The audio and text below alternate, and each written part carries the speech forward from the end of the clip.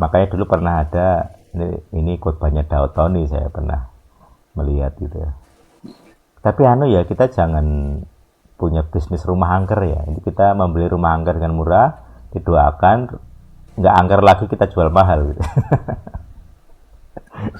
Iya, itu juga aneh untuk saya. Ya maksudnya itu konsekuensi gitu ya dari kita punya kuasa untuk pembersihan benda, pembersihan wilayah gitu. Ya intinya kita tidak terpengaruh seharusnya dengan benda-benda itu, dengan wilayah itu. Tetapi faktanya orang-orang Kristen sendiri banyak kok yang terkena pengaruh kok. Gereja-gereja Iya, iya, angker banyak sekali. ada. Dulu saya pernah ada di gereja yang angker. Saya di balkon itu ditanya itu jemaat dan majelis itu, Mas, kamu kok berani Mas di situ Mas? Loh kenapa Pak? Loh di situ tuh banyak penampakan kok. Loh, itu balkon gereja. Artinya ibadah tiap tiap minggu di situ tidak bisa ngusir setan di situ. Cokol. Oh, iya, iya, iya. Termasuk salah satu gereja besar di Solo, gereja besar sekali, gereja terbesar saya pikir. Ada jemaat ceritanya begitu, di situ tuh Mas tuh ada penampakan gereja dipakai tempat pelayanan pelepasan juga, tapi gerejanya sendiri angker. Artinya hadiratnya Yesus kok tidak bisa membersihkan, itu kan jadi pertanyaan.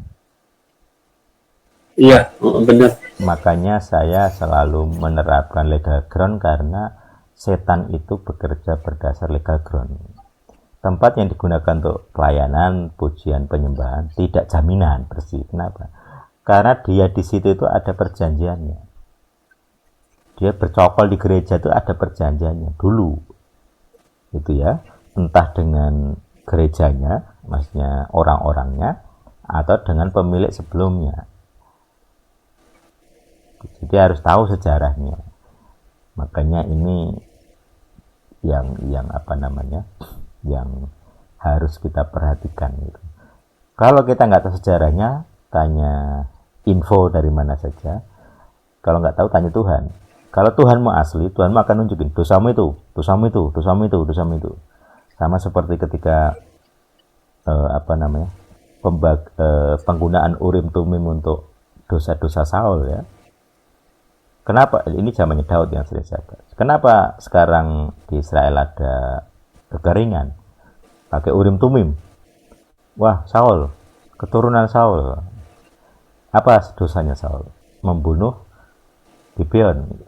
Karena ada perjanjian melarang membunuh Gibeon di zamannya Yosua bin Nun. Ketika Saul membunuh, itu pelanggaran perjanjian. Dan Tuhan pun menghargai, menghormati perjanjian itu. Jadi, walaupun di gerejamu itu holy place seharusnya ya, tapi kalau ada perjanjian setan di situ, Tuhan tidak bisa ngusir. Tuhan menghormati perjanjian setan di situ. Jadi kalian harus menebus, kalian yang di situ harus nebus, harus ngerti mau tidak mau. Makanya ini hal penting. Iya, iya. Setan dan Tuhan tidak peduli, kalian tidak tahu itu tidak peduli.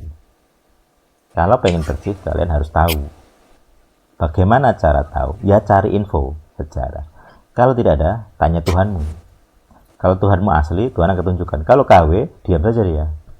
Dia nggak tahu. Makanya ini yang perlu kita pahami gitu ya. Hitam putih soalnya, di dunia itu hitam putih. Tidak ada kok alasan berdalih, itu nggak bisa. Kita didakwa itu apa namanya, hitam putih gitu ya. Ya, saya rasa itu. Ada lagi pertanyaan? Belum berakhir. Oke, terima kasih Mas. Ya, Terima terima kasih kasih Pak banyak. Arif untuk partisipasinya.